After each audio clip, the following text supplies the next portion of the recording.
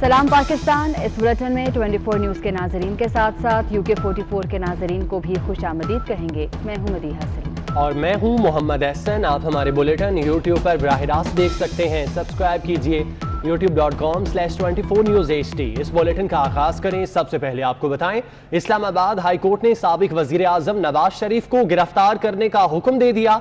हाजिरी से इस्तिस्ना और सरेंडर करने के हुक्म पर नजर सानी की दरख्वास्तें मुस्तरद कर दी। नाकाबिले जमानत वारंट गिरफ्तारी जारी कर दिए गए हैं। एहतशाम कयानी की रिपोर्ट देखिए। इस्लामाबाद हाई कोर्ट ने नवाज शरीफ की दोनों दरखास्तें मुस्तरद करते हुए नाकाबिले जमानत वारंट जारी कर दिए। जस्टिस आमिर फारूक और जस्टिस मोहसिन अख्तर कयानी ने अल अजीजिया रेफरेंस में नवाज शरीफ की सजा के खिलाफ अपीलों पर नुमाइंदे के जरिए समाअत और नवाज शरीफ को सरेंडर करने का अदालती हुक्म वापस लेने की मुतफर्रिक दरखास्तों पर समाअत की। ख्वाजा हारिस ने दलाइल दिए कि नवाज शरीफ ने सजा के बाद जेल में कैद काटी और अपील दायर की।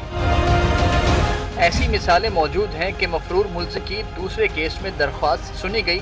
अदालत ने इस्तफसार किया, आप चाहते हैं कि अपीलों पर समाअत मुलतवी कर दी जाए या फिर नवाज शरीफ की गैर मौजूदगी में उन पर समाअत कर ली जाए। ख्वाजा हारिस ने कहा, जी मेरी अदालत से यही इस्तदा है। एडिशनल प्रोसिक्यूटर जनरल नैब जहांजेब भरवाना ने दरखास्त की मुखालिफत की। जस्टिस मोहसिन अख्तर कयानी ने रिमार्क्स दिए, जमानत लेकर बाहर जाने वाले ने सर्जरी नहीं कराई, ना ही अस्पताल दाखिल हुआ। ख्वाजा हारिस ने कहा, नवाज शरीफ लंदन में है और डॉक्टर्स ने सफर से मना किया है।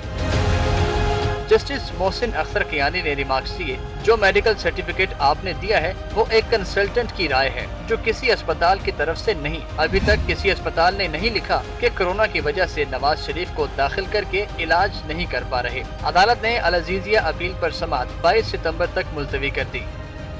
18 साल से आशना ना आशना हो गई। लाहौर में खातून ने घर बुलाकर आशिक को नामर्द बना डाला। थाना हरबंसपुरा में जख्मी आशना ने रिपोर्ट दर्ज करा दी। खातून ताहाल फरार है, ताहम पुलिस ने इब्तदाई तफ्तीश के बाद कार्रवाई का आगाज कर दिया। इब्तदाई तफ्तीश के मुताबिक विहाड़ी के मेहनतकश इकबाल के खातून से नाजायज ताल्लुकात थे। खातून ने इकबाल को जिनसी ताल्लुक के लिए घर बुलाया और मौका जानकर इकबाल को मर्दानगी से महरूम कर दिया। 18 साल से आशना ना आशना हो गई। लाहौर में खातून ने घर बुलाकर आशिक को नामर्द बना डाला।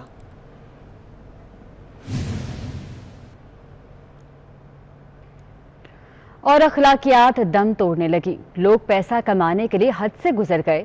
खातून टिकटॉकर ने अपने खावंद की मौत की झूठी खबर वायरल कर दी। ये कैसी बदअखलाकी है? लोग पैसे कमाने के लिए हर हद पार करने लगे हैं। लियाकतपुर में खातून टिकटॉकर फराह राजपूत ने फॉलोअर्स बढ़ाने के लिए अपने शौहर की मौत की झूठी खबर वायरल कर दी। अदनान की कॉल आई थी, उसने बोला आदिल का एक्सीडेंट हो गया, वो इस दुनिया में नहीं रहे। फराह राजपूत ने अपने शौहर टिकटॉक स्टार आदिल राजपूत की कार हादसे में मरने की झूठी खबर दी तो घर के बाहर लोगों का हजूम लग गया। वीडियो वायरल होते ही मस्जिद में आदिल के इंतकाल का ऐलान भी हो गया। आदिल के दोस्त से राब्ते पर पता चला कि कोई मौत नहीं हुई। लोग ताज़ियत के लिए घर पहुंचे तो शर्मिंदगी का सामना करना पड़ा। अब आदिल के घर वाले किसी से मुलाकात नहीं कर रहे। हम आदिल राजपूत के घर खड़े हुए हैं। इधर एक जम्मे गफीर इकट्ठा हुआ है जो इनके फॉलोअर्स हैं, इनके चाहने वाले हैं। इनके घर वाले भी जो ये अभी दरवाजा नहीं खोल रहे। जहां तक इतलात मिली है कि इस किस्म की कोई खबर नहीं है। अहले इलाका ने इंसानी जज्बात मजरू होने पर आदिल उसकी बीवी के खिलाफ कानूनी कार्रवाई का मुतालबा किया है।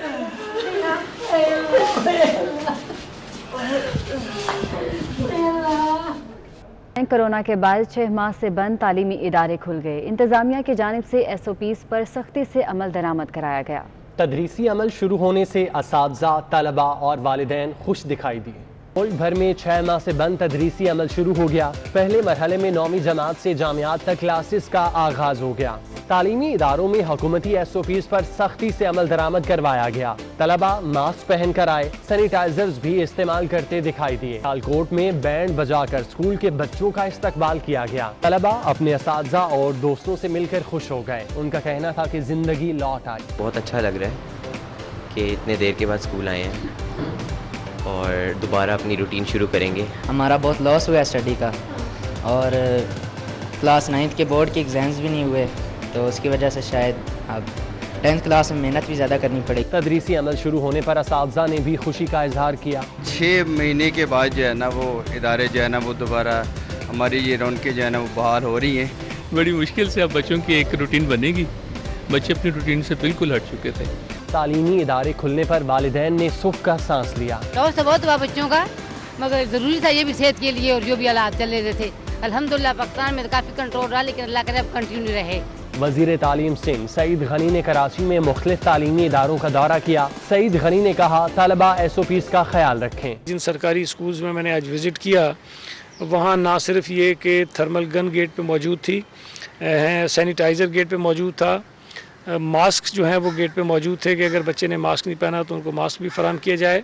جو کلاس رومز ہیں وہاں پر بھی جو سوشل ڈسٹینسنگ کا کانسیپٹ ہے اس کو فالو کیا جا رہا تھا اور بچوں کو فاصلے پر بٹھایا گیا تھا.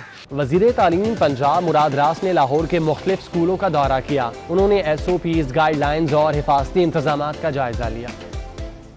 کراچی میں نجی اسکول میں 15 سالہ طالبہ اریبہ سیڑھیوں سے گر کر جاں بحق ہو گئی.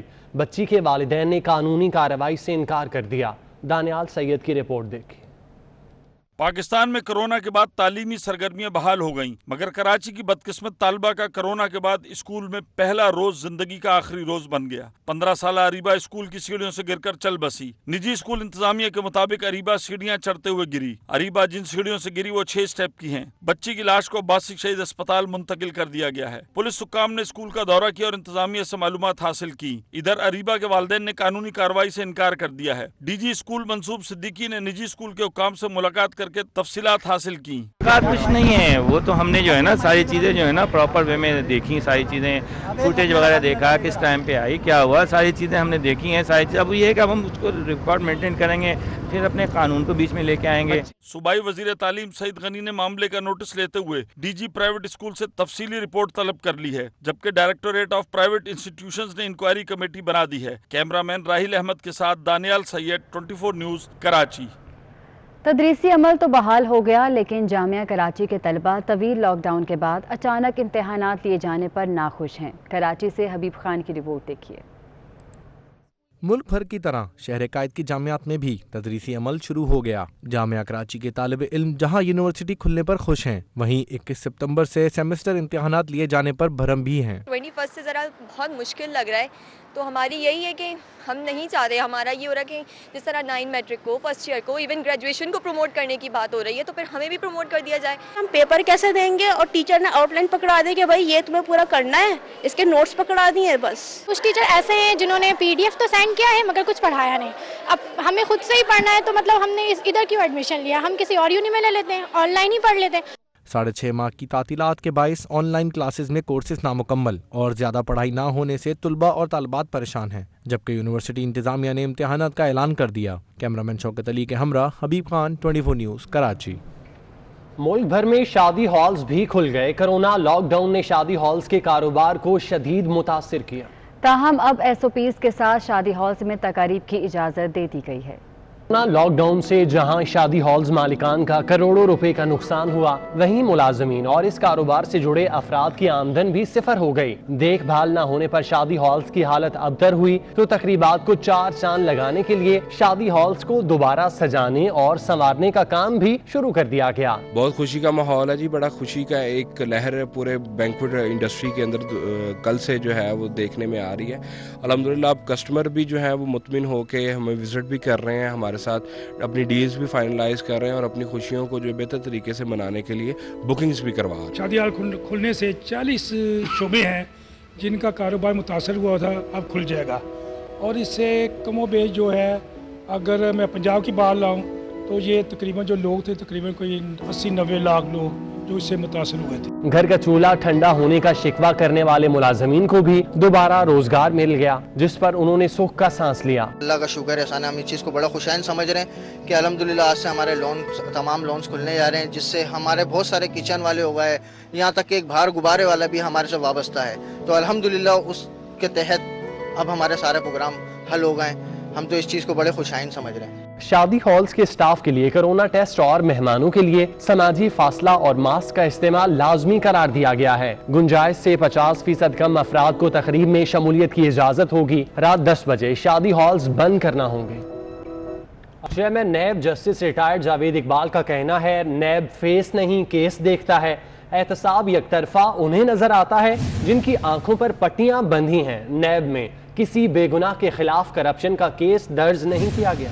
اسلام آباد میں تقریب سے خطاب میں انہوں نے کہا کہ نیب کو کسی قسم کا کوئی استثناء حاصل نہیں۔ جو کامیابیاں ہیں اس میں پی ایم سے لے کر نائب کونسل سے لے کر چیئرمین برابر کے شریک ہیں۔ اس میں کوئی کریڈٹ چیئرمین کو نہیں جاتا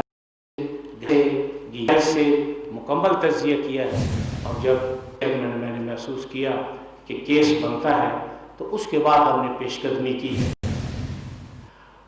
کبھی ایسا نہیں ہوا کہ کوئی معصوم جس نے کچھ نہ کیا ہو ہم نے اس کے خلاف کوئی کارروائی کی ہو، اور یہ پہلے دن سے یہ طے تھا کہ نیب فیس کو نہیں صرف کیس کو دیکھے گا، اور ہم تک اس پالیسی پر کار فرما ہے۔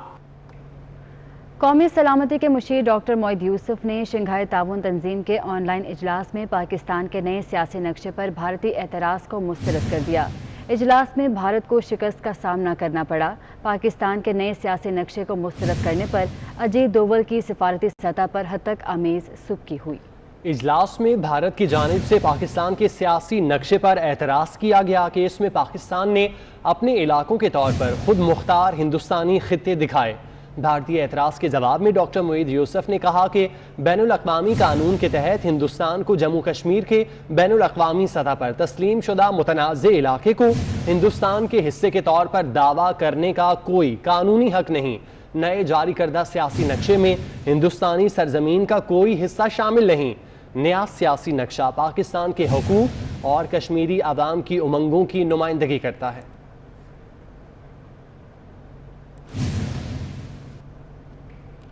Chairman CPEC authority lieutenant general retired Asim Saleem Bajwa سے چینی سفیر یاؤ جنگ نے ملاقات کی۔ اس موقع پر عاصم سلیم باجوہ کا کہنا تھا چینی سفیر نے رشکئی اسپیشل اکنامک زون ترقیاتی معاہدے پر تیز رفتاری سے کام کرنے پر پاکستان کا خصوصی طور پر شکریہ ادا کیا۔ کہتے ہیں کہ ملاقات میں ہماری توجہ زراعت اور صنعتی میدان میں نجی شعبے کو لانے کے فریم ورک پر مرکوز رہی۔ تو آپ کو اپڈیٹ کر رہے ہیں lieutenant chairman CPEC authority general retired Asim Saleem Bajwa سے چینی سفیر یاؤ جنگ نے ملاقات کی۔ اس موقع پر عاصم سلیم باجوہ کا کہنا تھا کہ چینی سفیر نے راشکئی اسپیشل اکنامک زون ترقیاتی معاہدے پر تیز رفتاری سے کام کرنے پر پاکستان کا خصوصی طور پر شکریہ ادا کیا۔ ملاقات میں ہماری توجہ زراعت اور صنعتی میدان میں نجی شعبے کو لانے کے فریم ورک پر مرکوز رہی۔ اس حوالے سے انہوں نے ٹویٹ کیا ہے chairman CPEC authority lieutenant general retired Asim Saleem Bajwa سے چینی سفیر یاؤ جنگ نے ملاقات کی ہے۔ اس موقع پر عاصم سلیم باجوہ کا کہنا تھا چینی سفیر نے رشکئی اسپیشل اکنامک زون